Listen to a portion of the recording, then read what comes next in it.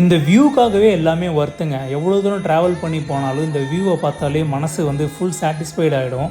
திருவள்ளுவருடைய சிலையை பக்கத்துலேருந்து பார்க்கும்போது லைட்டாக ஒரு மழை, சுற்றி கடல், இந்த அலைகள், இந்த அமைதியான இந்த சாந்தமான இந்த ஒரு ஃபீலோட அந்த இடத்துல இன்னும் கொஞ்சம் நேரம் இருக்கலான்னு தோணும். குறிப்பாக அந்த சிலையை வந்து லிட்ரலாக பயங்கரமாக ஒர்க் பண்ணியிருக்கிறாங்க. கால் விரல், கால் நகமெல்லாம் முதற்கொண்டு இவங்க வந்து செதுக்கியிருக்காங்க. எக்ஸ்ட்ராடினரியான ஒரு வேலைப்பாடுங்க இந்த சிலை செஞ்சதுங்கிறது.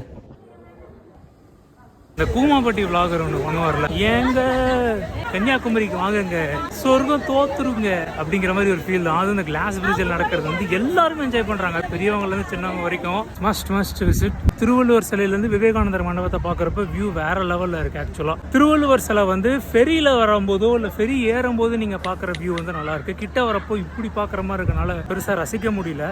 மழை வர டைமில் கொஞ்சம் வழுக்குது, பார்த்துக்கோங்க. வேணா பேக்கப்புக்கு ஒரு ரெயின் கோட்டோ இல்லை கொடையோ எடுத்துகிட்டு வந்துடுங்க. ஒரு வாட்டியாச்சும் ட்ரை பண்ணுங்கள். தேங்க்யூ.